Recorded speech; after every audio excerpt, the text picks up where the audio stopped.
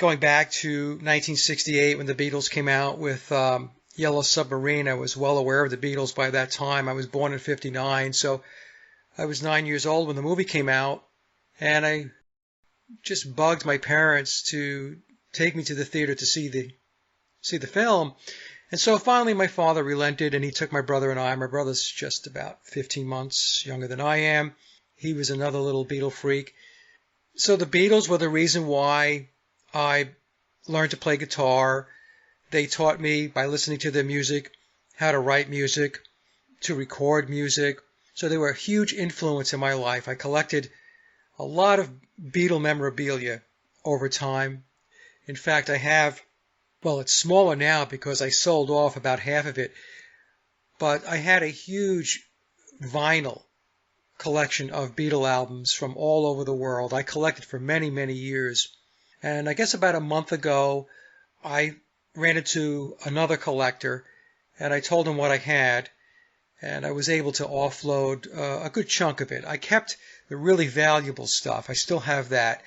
He was interested in many of the records I had, a lot of the reissues, and some of the memorabilia, so he took that off my hands. The point I'm making is I was really, really, really into the Beatles. To this day, I still enjoy the music. And that led me into high school, which was around 1976. Yeah, 76. I was into the whole Paul is dead conspiracy. And I didn't believe that Paul was dead. I thought it was just an elaborate marketing ploy to sell more records. And the Beatles have always been sold to us as very clever, witty guys. I just thought it was a clever, witty thing that they were doing. But I loved taking a look at the clues on the albums and playing the songs backwards because the songs were backmasked and stuff like that. So my high school was very progressive back in the day, and they were open to having students bring in outside speakers. So I had a friend, Adam, and Adam had an older brother, Doug. Doug was about 5 years older than we were. And he had all the Beatle albums, and he knew all the Beatle clues from the Paul is Dead conspiracy.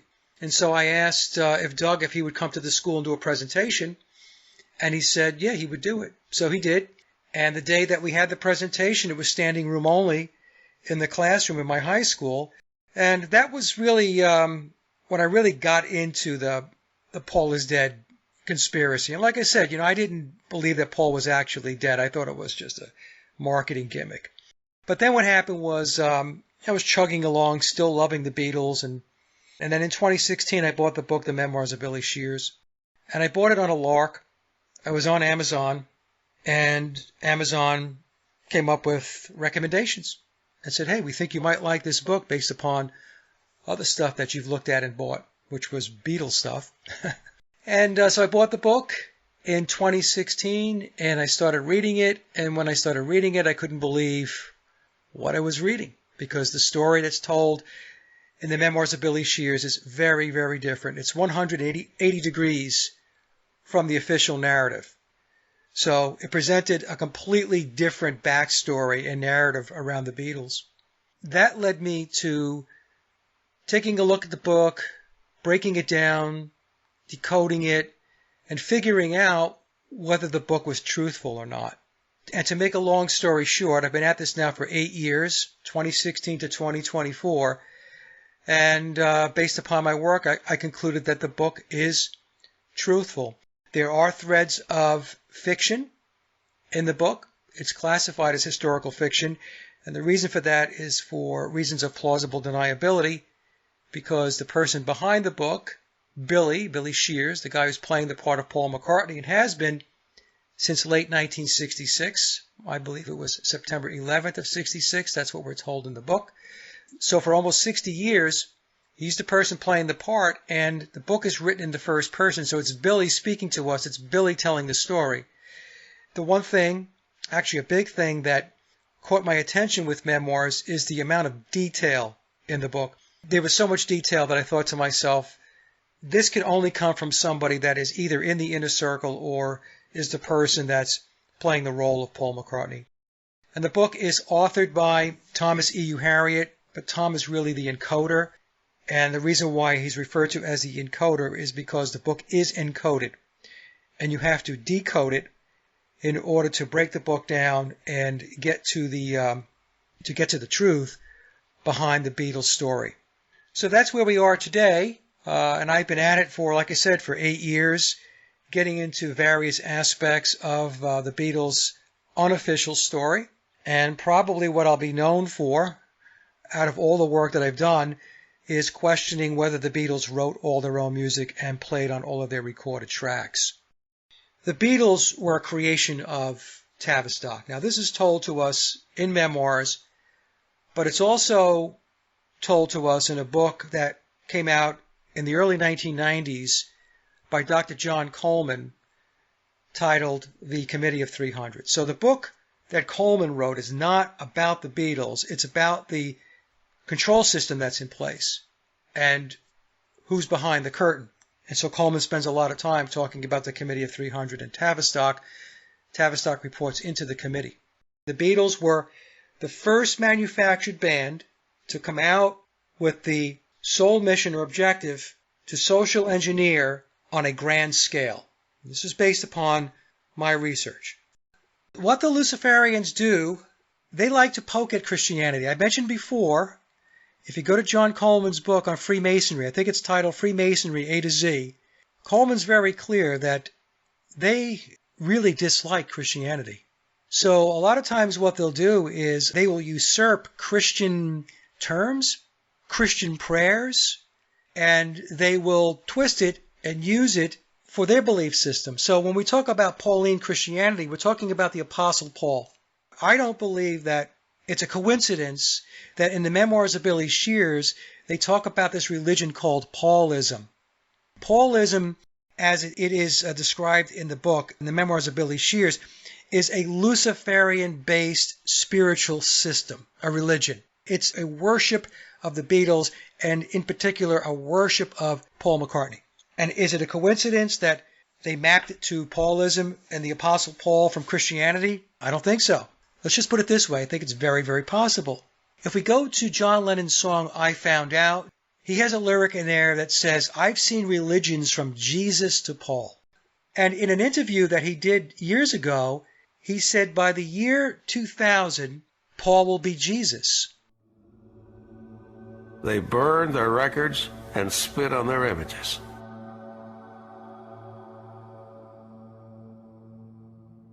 But before they burned the records, they had to buy them. We meant more to kids than Jesus did. I was just saying it as a fact.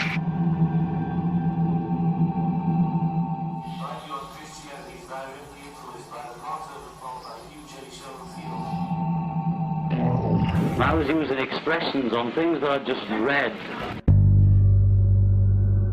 The Passover plot speculates that the Bible is a hoax and that Jesus didn't die on the cross. Jesus survived, and in order to create a new religion with himself as the Messiah, he made people believe that he'd risen from the dead. He said to me once that the children of 2000 will be listening to the Beatles. By 2012, the masses will be where we are today, and Paul should be Jesus by then.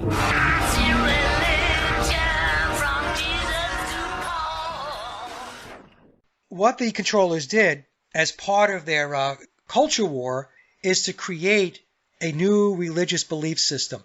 And as weird as this is going to sound, because it does sound weird, trust me, I know, because when I was looking into it at first, I thought this is very, very strange and very odd. They created a religion around the Beatles, and that's Paulism. And people would say, well, what are you talking about? How are the Beatles a religion? Look at the following. A religion doesn't necessarily have to have all of its books and all that stuff.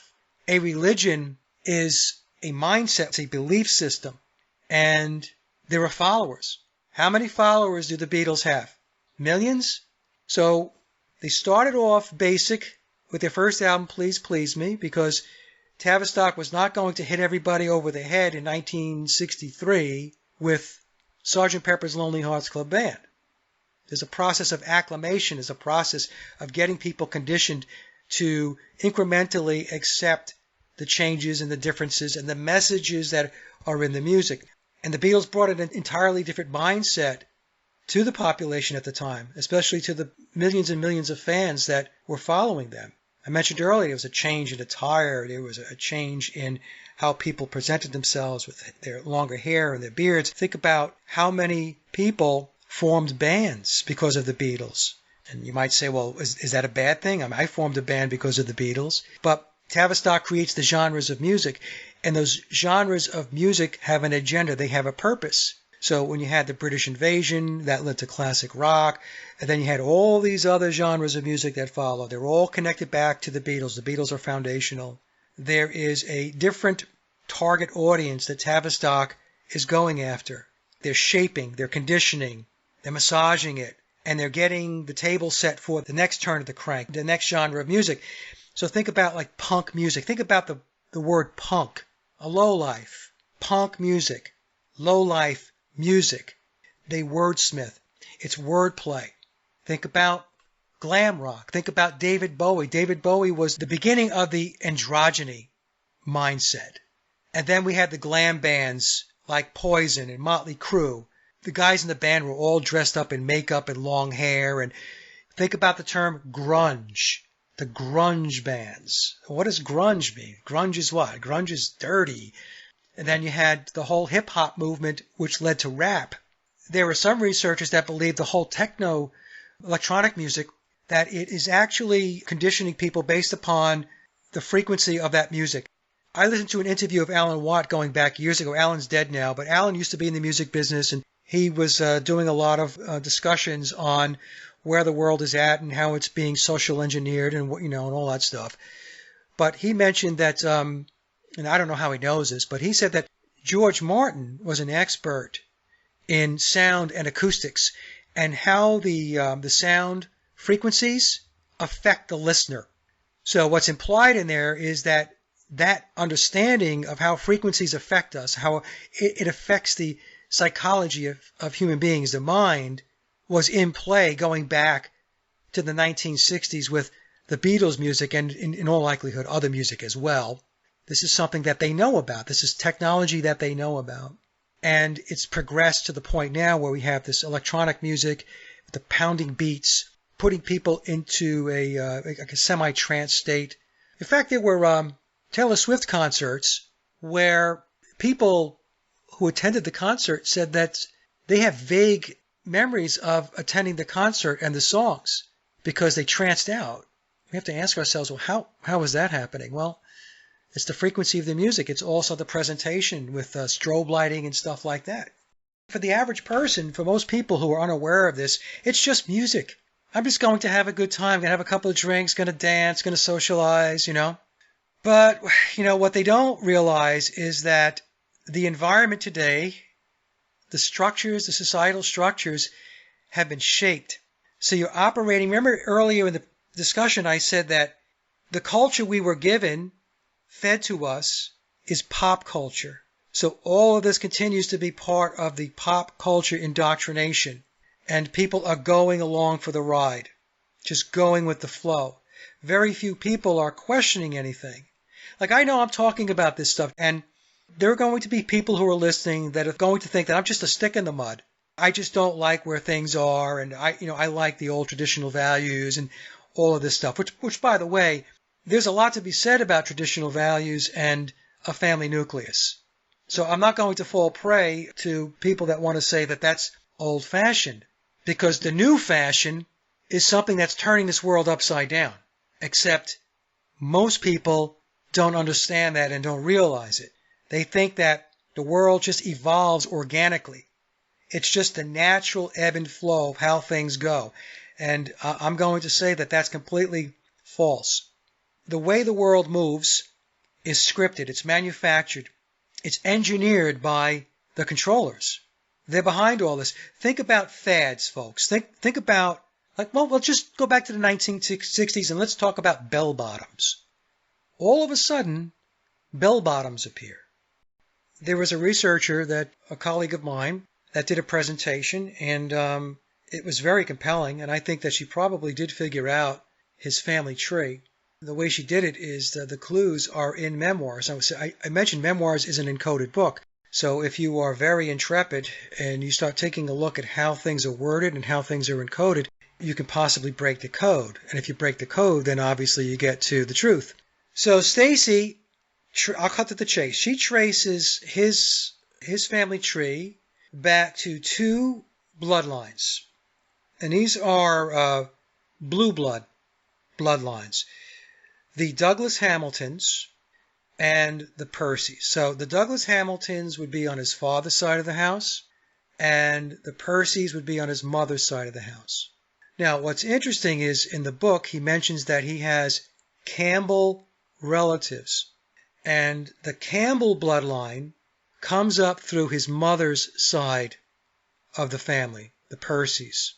So the Douglas Hamiltons and the Percys are 2 powerful bloodlines, and they're Scottish.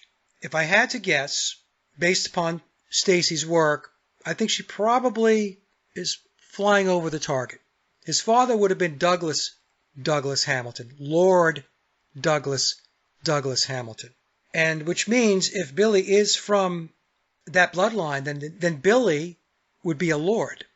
Now think of the line in the song A Day in the Life. Nobody was really sure if he was from the House of Lords. Before, it was like, okay, well, it was just a lyric. And now, based upon Stacy's work, it makes you wonder, okay, is it just a lyric or was it a clue that was dropped? And almost 60 years later, somebody figured it out.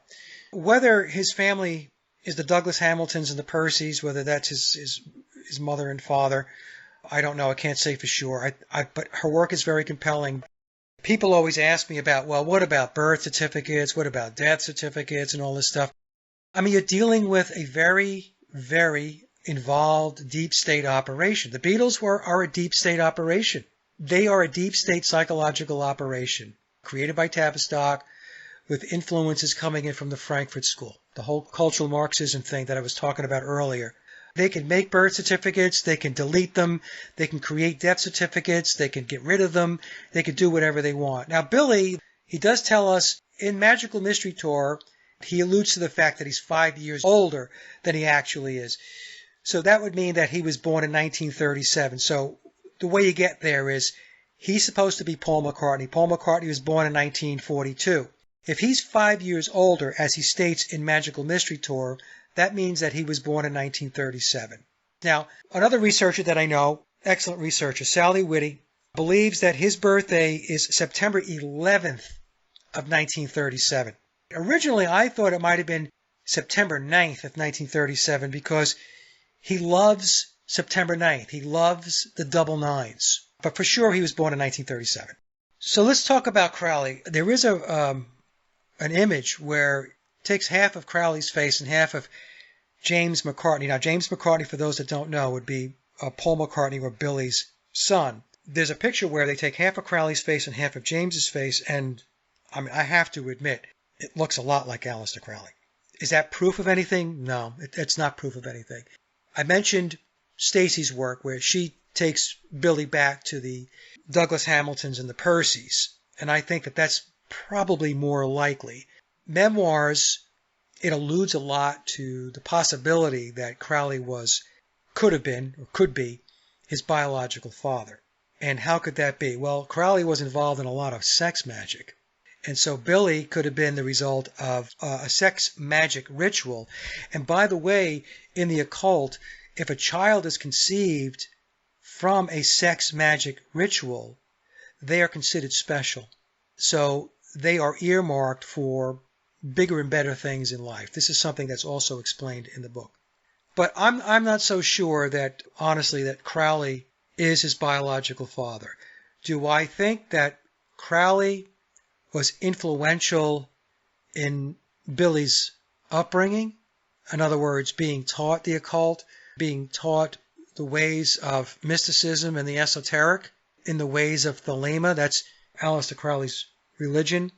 Yeah, I think that that's very possible. In the book, he does say that he was mentored by Aleister Crowley for 10 years. So if Billy was born in 1937 and Crowley, we know, died in 1947, that's the 10-year period of time. In the book, he also mentions that he was subjected to ritual abuse and mind control from an early age. And he goes back to the age of 3.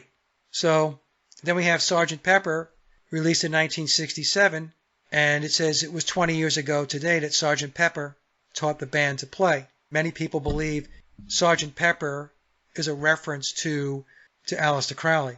There is one piece of maybe, it's not evidence, but it's speculative. In Rosemary's Baby, tannis root was used as part of a ritual in Rosemary's Baby. It's been a long time since I've seen the movie, so I'm not going to be able to recall the scene exactly.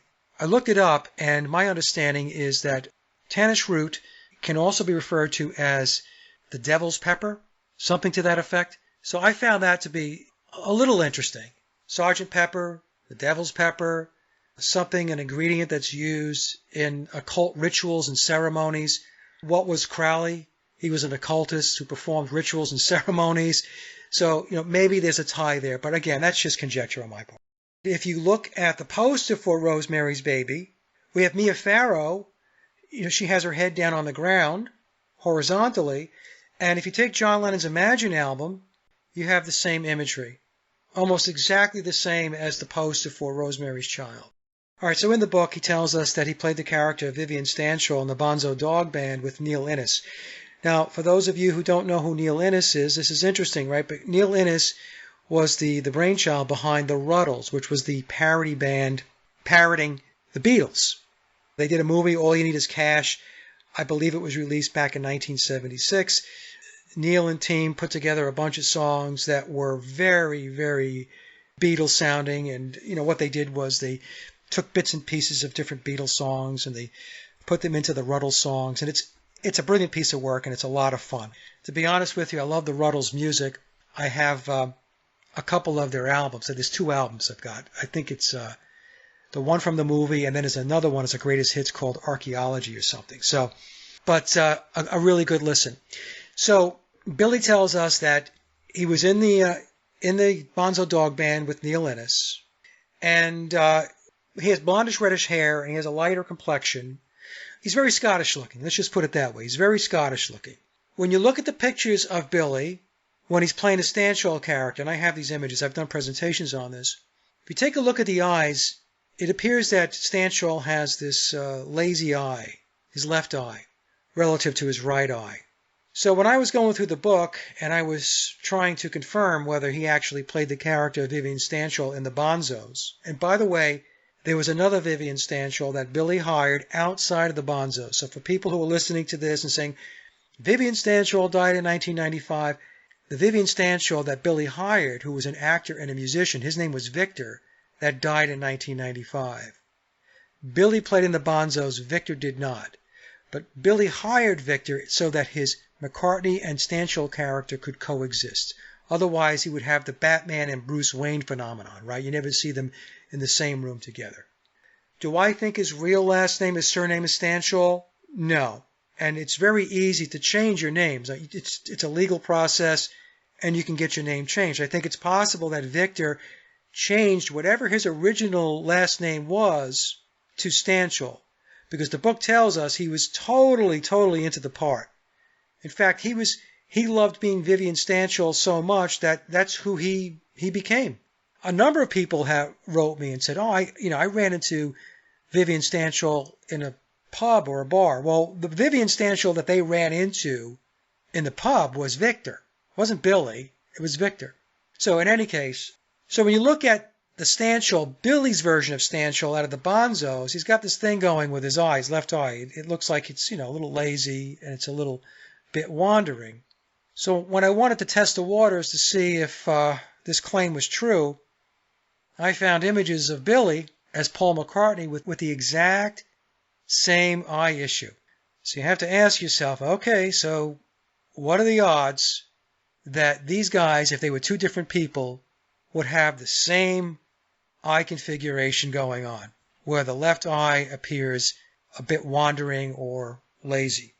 And so when I continued my research, I found images where it was very clear that, in my analysis, that they are the same person, because I was able to look at the ears, I was able to look at the nose, the forehead, the eye, obviously, and the whole facial structure, because the facial structure, Billy's facial structure is much longer than Paul McCartney's, biological Paul's. Billy's is very oval, Paul's is more round.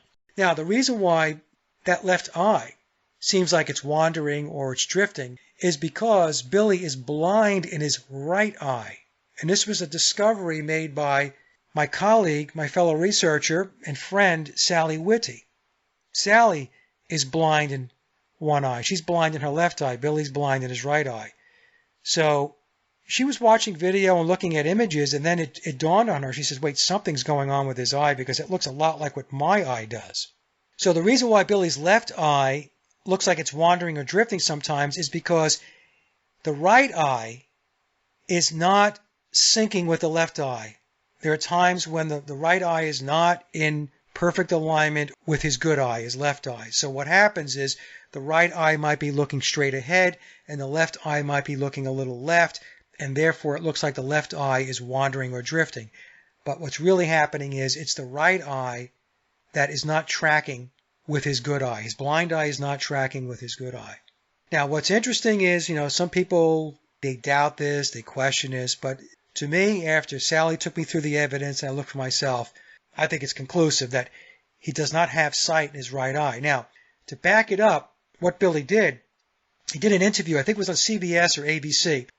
They were talking to him about this exhibit where they allegedly found these photos that biological Paul McCartney took back in 1964. They were these lost photos, and so they put an exhibit up to display these photos, and it was called Eyes of the Storm. So Billy's being interviewed on one of the American television shows. They're looking at this one particular picture. And so the interviewer says, well, it really takes an eye to take that type of picture. So Billy looks, he leans forward, and he goes, yes, my left eye. His left eye is the eye that he has sight in. We think that Billy was giving us a nod to the discovery, saying, you guys got it, you figured it out. Yeah, I am blind in my right eye. And that was his way of validating it. And what Masons do, they have this technique, it's referred to as masterfully speaking. So masterfully speaking is being able to tell the truth, but they do it in an encoded way. And so Billy did that in an encoded way.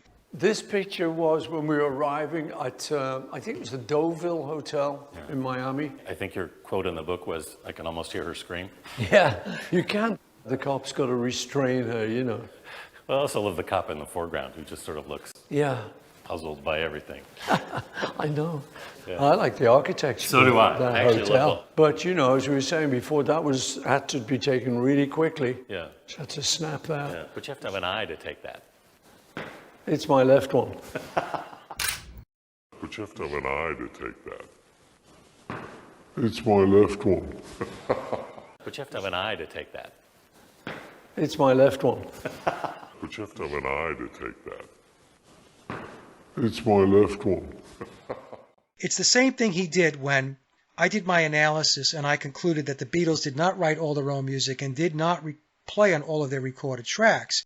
And the way I concluded that, we're not going to be able to get into it with this discussion, but I analyzed the Rubber Soul sessions. And quickly, once I was going through the official narrative, I thought, well, no, this could not have worked this way. So basically, what the official story was telling us, that the Beatles came into the Rubber Soul sessions. They entered the studio on October 11th. They began recording on October 12th. And they finished up on November 11th, so let's just say 30 days.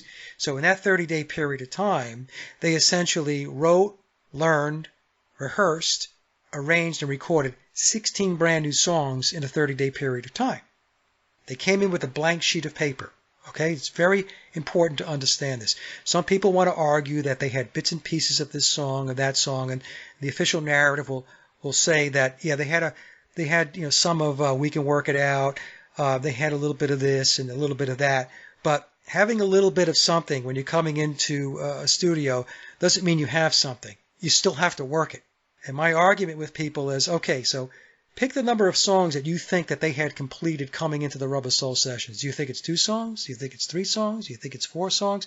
Because I'm going to tell you that whether you're writing from scratch, whether it's 10 songs, 12 songs, 14 songs, or 16 songs, that's a lot. And I'm going to tell you that it's not possible. I don't care whether it's 10 songs or 16 songs, it's not possible. But in any case, I concluded that they did not do what the official narrative told us that they did for Rubber Soul. So what wound up happening was, what I concluded is, all of the songs were pre-written. All of the songs were pre-recorded by session musicians, and this was all being facilitated and put together by their producer, George Martin. And so when the Beatles showed up in 1965, on October 11th of 1965, to, quote, record Rubber Soul, what they were really doing was recording the vocals only, because the songs were written and the music was already recorded. What happened was, George Martin would cue up the songs, and I would think undoubtedly they had guide vocals that were already recorded, so that the Beatles, John Lennon and Paul McCartney and George Harrison, could learn the melody lines of the songs. So they would listen to the guide vocals and then, okay, got it. They would overdub their vocals in place of the guide vocal. So that's what the Beatles did for 30 days. They did the vocals only on Rubber Soul, and I concluded that that was the model that was used for the Beatles throughout the 1962 through 1966 period. And then after 1966, when Billy, who replaced Paul McCartney in September of 1966, when he took over the band, his first album was Sgt. Pepper. Billy managed things differently than George Martin. George Martin stuck to outside songwriters, ghostwriters, and session musicians, whereas Billy wanted to bring John Lennon and George Harrison to have a bigger role in the actual songwriting and playing on the recorded tracks. So I concluded that from Sgt. Pepper on, but in particular I really want to say from the White Album on, we hear more of John and George of their own material, writing their own material, and playing on more of the recorded tracks, although the Beatles were still utilizing ghostwriters and session musicians even during the Billy period, 67 through 70. Billy validated that premise as well because he was on another talk show, and I think this was ABC, and he was talking about Let It Be, the Get Back sessions. And he said to record all of those songs, 14 songs in 30 days, or 12 to 14 songs in 30 days, was quite impossible. So that was, I looked at that as another nod, another acknowledgement, validating the research that I have put forth. I mean, why else would he say that? I was so glad to see that this was how we worked. And you know, you think about it, we really bit off an impossible thing. We're supposed to like write and learn and perform new songs all in the period of like about a month or something. So it was like, strictly speaking, a little bit impossible. We know Andy White drummed on Love Me Do and P.S. I Love You, going back to 1962. That's acknowledged by the official narrative. George Martin was a professional. He was a professional producer. He was a composer. He had the George Martin Orchestra, so he was going to use top flight, top shelf musicians. So there's an interview with between George and quote Paul McCartney or Billy, and in that discussion, Billy says, "Well, I know that you were used to using session players," and George Martin said yes. So I believe that Andy White drummed on more than just those two songs. I think it's possible that Andy White probably drummed on a lot of the songs on the first album, Please Please Me. Then I had a relative of the late, great session musician Ronnie Verrill reach out to me back in 4 years ago, 2020. They told me that Ronnie Verrill, who was her relative, also drummed on Beatles songs. So there's two right there.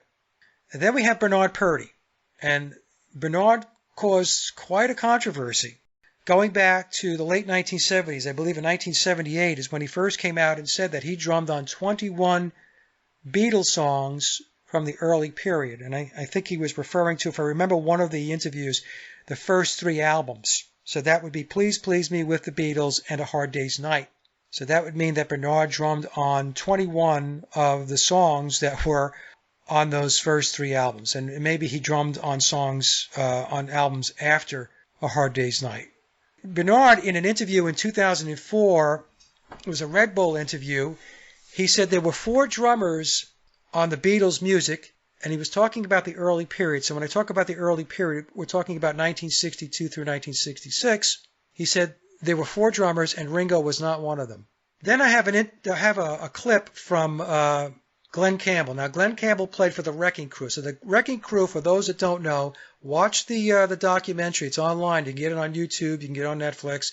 The Wrecking Crew were the musicians behind the music in the 1960s and 1970s. So all those artists that you think were on those records, they were not on those records. In fact, Bernard Purdy in that 2004 interview, Red Bull interview, says that 98% of the artists that you think were playing on their records were not playing on those records. It was session players that were on those records, and Bernard being one of those session players. But Glenn Campbell, who was an unbelievable guitar player and part of the Wrecking Crew and played on many, many albums. In fact, he was touring with the Beach Boys when they went out to play. He was part of the Beach Boy ensemble when they were playing live. He introduced the band Cream. So Cream would be Jack Bruce, Ginger Baker, and Eric Clapton. Now, all of those guys were session musicians themselves. Eric Clapton played on many, many records as a session guitarist, as did Ginger Baker and Jack Bruce, the bass player.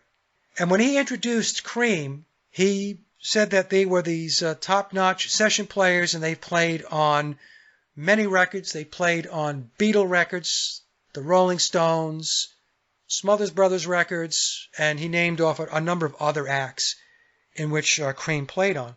And this introduction that Glenn did, he was the guest host for the Smothers Brothers show when he introduced Cream. This was done, I think it was June of 1968. So in June of 1968, he's telling us that members of Cream were playing on Beatles records. It's not until September of 1968 that we're told that George Harrison approached Eric Clapton to play on While My Guitar Gently Weeps, to play the lead guitar part. So Glenn Campbell is telling us that Cream played on Beatles records 3 months before George Harrison asked Eric Clapton to play lead on While My Guitar Gently Weeps. So what does that tell us? That tells us that Cream, not just Eric Clapton, were playing on Beatles records. I mean, that's what it says to me. The three guys you're about to meet were at one time considered to be three of the finest studio musicians in England. And they played on most of the English acts' records, like the Beatles, the Rolling Stones, Donovan. And they played on most of the English acts' records, like the Beatles, the Rolling Stones, Donovan, Smothers Brothers, and probably everyone else that come from England, you know. They were considered the cream of the crop of their profession. Well, I need a new mouth tonight. So they figured that they were so much in demand that they'd just start their own thing. So they did. They started their own thing. Ladies and gentlemen, the Cream. Here they are.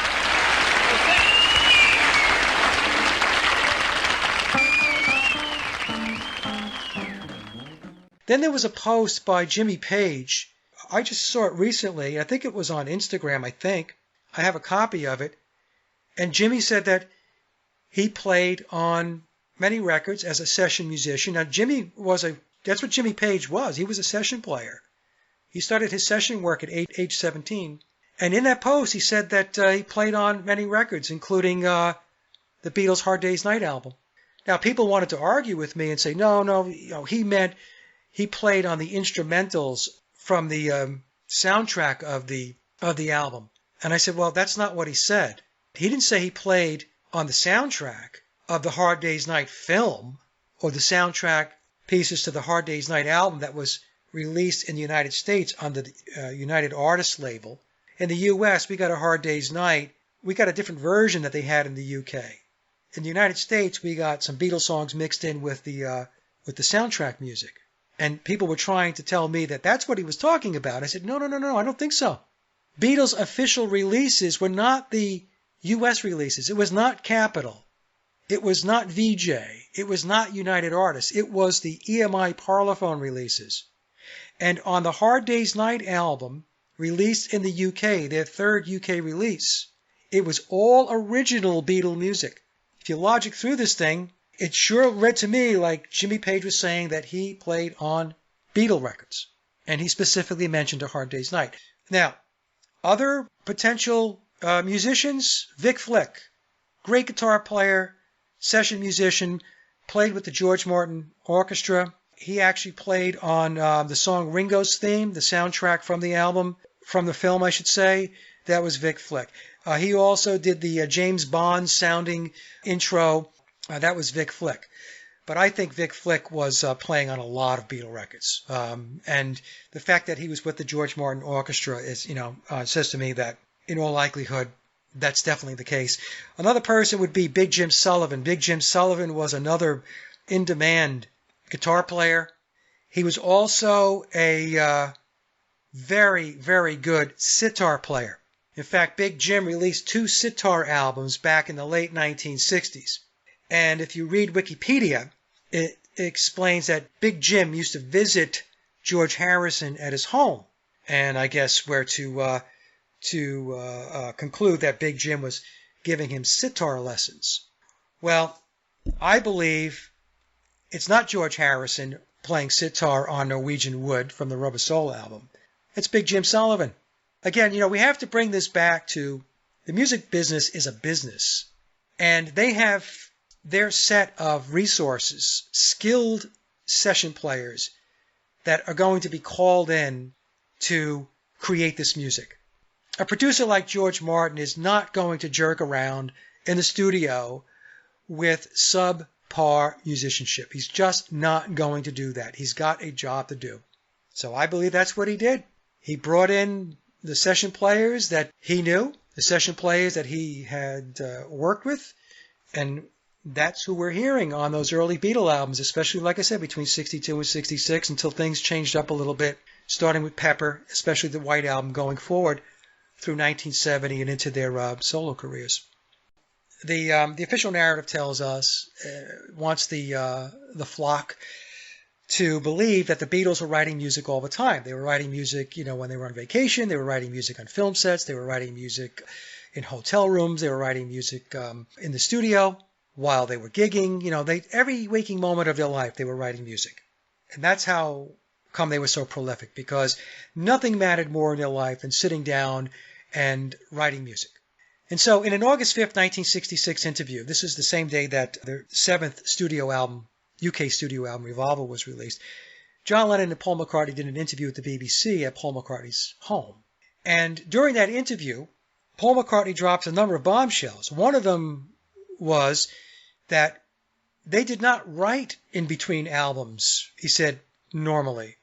Maybe 1 or 2. And because he used the word maybe 1 or 2, maybe could also mean 0. And Paul said, we wrote in great big batches whenever we had to go to the studio to record an album or a film. But what he really meant was to do an album, because the songs from the film were really the songs from the album. So just to kind of streamline that a little bit. And during that interview, the BBC interviewer says, well, I always thought it was quite impossible to sit down and bang out 12 songs in short order. How does that work? And John Lennon said, well, it is sometimes quite impossible. So what we're getting from that interview is, well, first of all, Paul McCartney takes the official narrative of them writing music all the time and completely blows it out of the water. He's telling us, well, that's not true. We wrote in great big batches. But his explanation of writing in great big batches creates another problem. And that is, well, how do you do that? How do you sit down and have a situation where you have creativity on demand, where the creative flow and the creative juices are you just turn it on like a switch? How do you do that? Well, for anybody who's a songwriter, anybody who's a musician knows that that's not how it works. You don't sit down and write songs in great big batches. Now, can some songs come quickly? Yes. But other songs can take a long time to come together. He created a problem for the official narrative, but he also created a problem where he didn't explain how the whole writing in batches piece worked. In fact, what they said was that it was very difficult. He said that for the last album, and I think he was referring to Revolver because interview was on August 5th of 1966. He said, with the last album, it took us weeks just to get one song done. Weeks. And you're sitting there and you're scratching your head, at least I was. I'm thinking to myself, okay, Paul, so it took you weeks to get one song written, and we're thinking in terms of Revolver, but you guys banged out 16 songs in 30 days for Rubber Soul?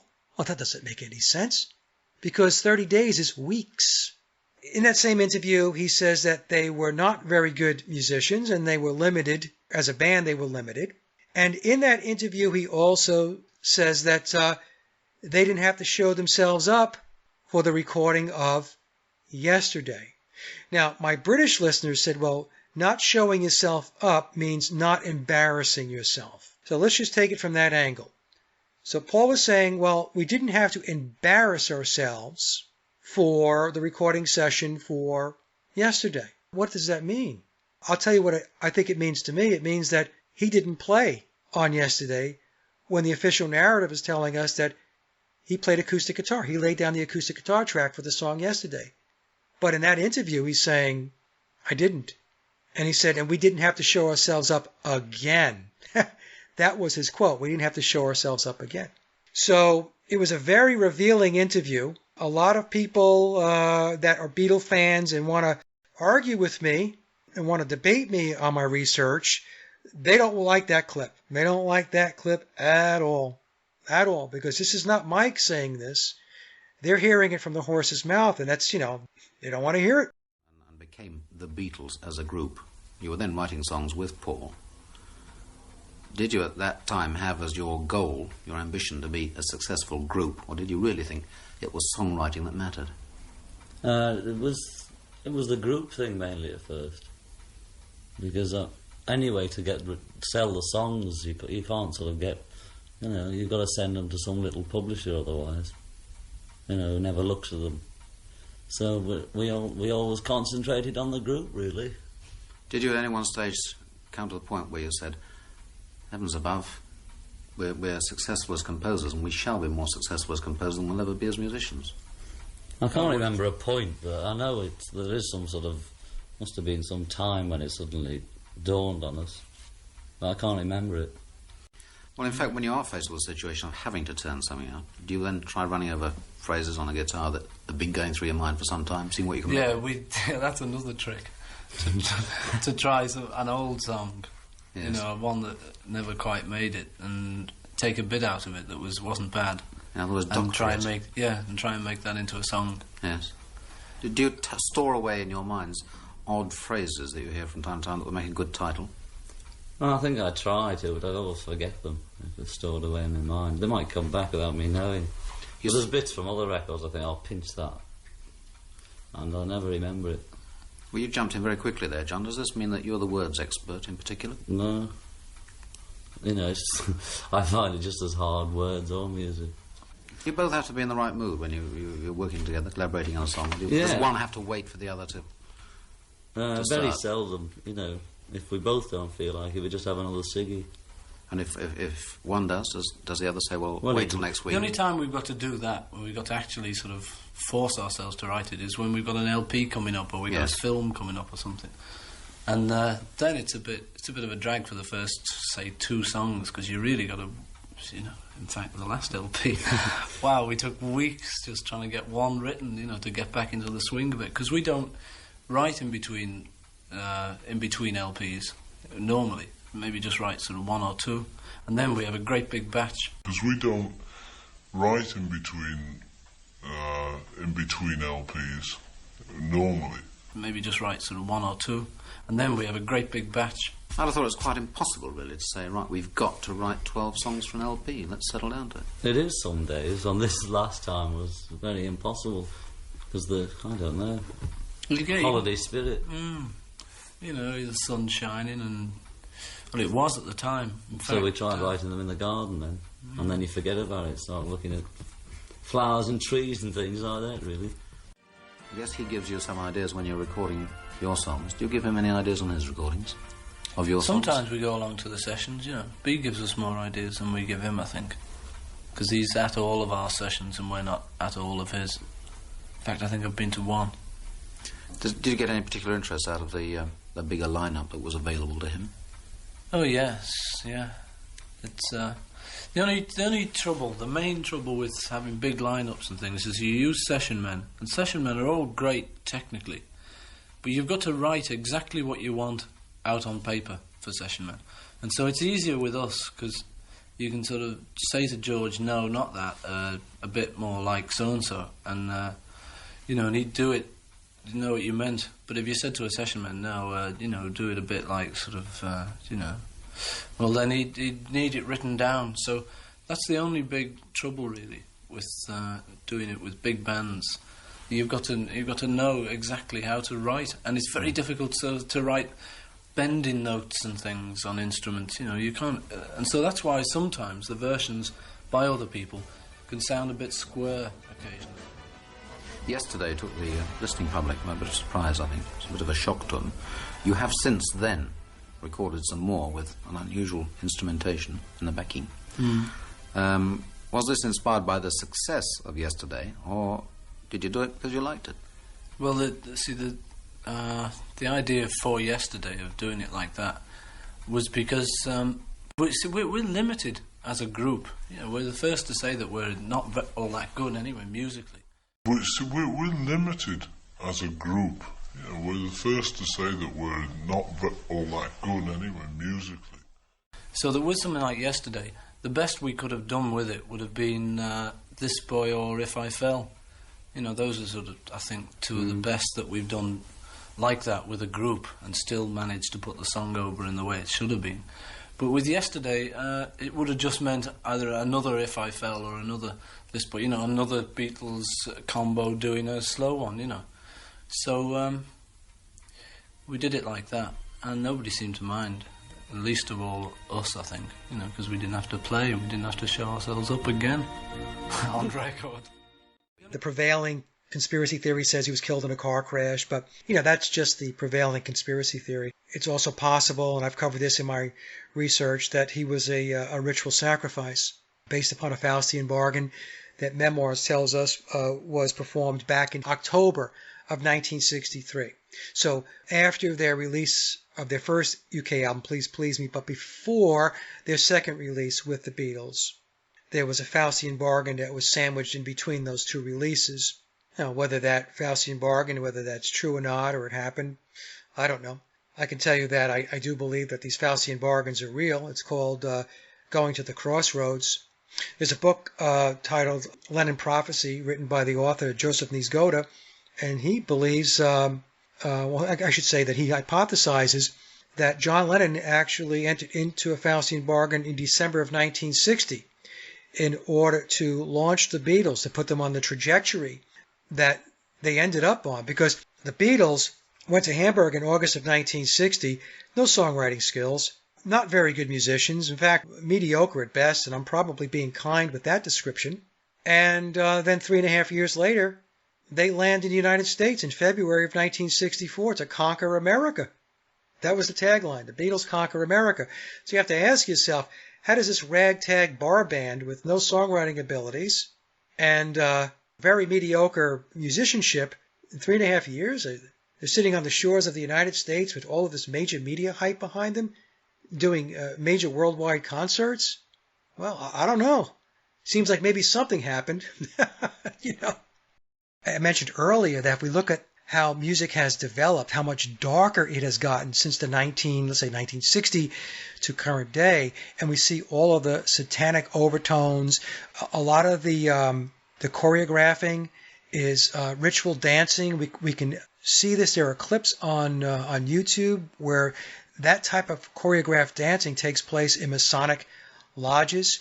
And the person that talked about how Satanism plays into the master tapes, where there was a ritual or a ceremony or some kind of incantation or whatever that took place before the release of an album to embed the Satanism into the actual music. Now, whether somebody believes that or not, that's up to you.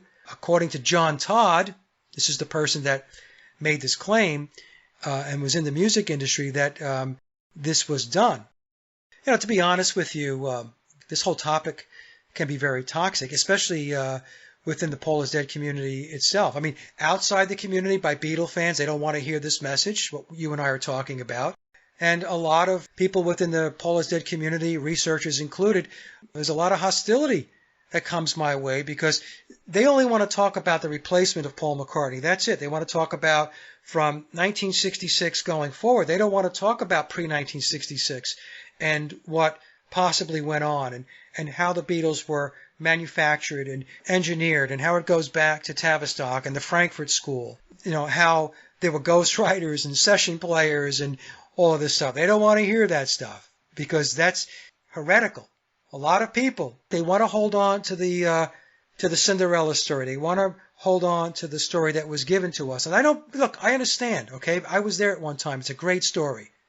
4 lads, 4 scousers coming out of Liverpool, middle-class guys, connecting to Brian Epstein, record store owner. He eventually gets them a record contract with EMI Parlophone, and then that leads to unprecedented fame and fortune. Who doesn't love that story? It's a great story. It's not true. That's what I deducted, but it's a great story. It's a Cinderella story. Going back to, like, some researchers really don't want to, who work with me, don't want to put themselves out there because they don't want to deal with all the negativity. They don't want to deal with the hostility. Whenever you're digging into something that cuts across the grain, it cuts across official narratives, it cuts across the indoctrination that people are getting out of their television sets and all of the media and so on, their government and politics. Whenever you cut across the grain, you're going to get backlash because people are indoctrinated. People are conditioned. They're brainwashed to believe certain narratives. And a lot of people are so married to their belief system, there's no budging. And so when you say to them, hey, you know what? I don't think you have everything in your box that you think you do. They become triggered. They become very emotional. And they become very angry. They start lashing out. You know, I see this all the time. Because you believe it doesn't mean it's true. And I tell people that all the time. They'll write me in comments and say, well, I believe. And I said, don't believe. No. It's 2 different things. I mean, it's so easy to tell when people show up on my channel and they are triggered by the title of the video. So as an example, did the Beatles write all their own music?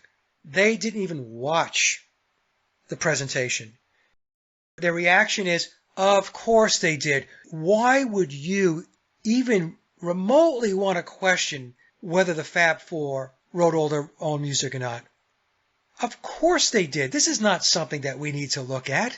And so then they write a comment based upon being triggered. And so I say to them, look, watch the presentation. I know you didn't watch it. I know you didn't.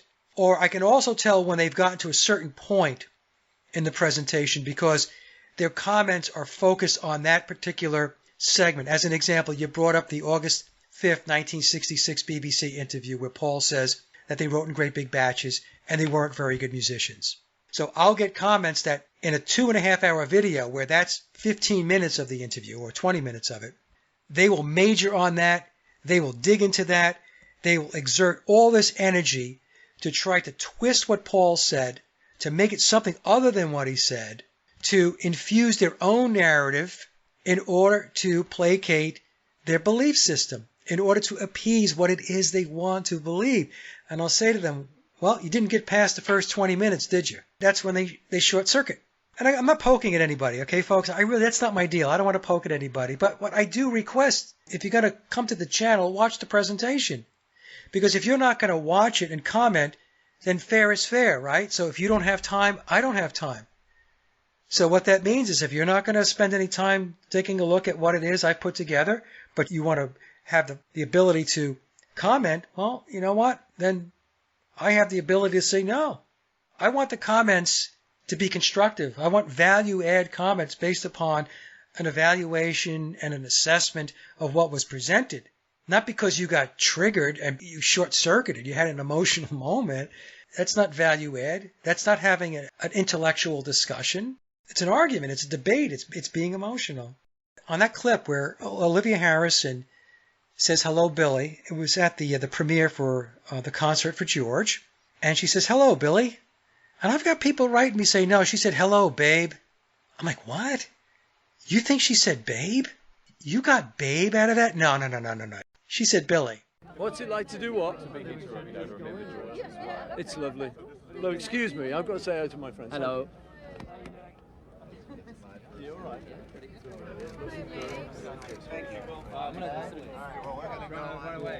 We're going to go on in. Thank you.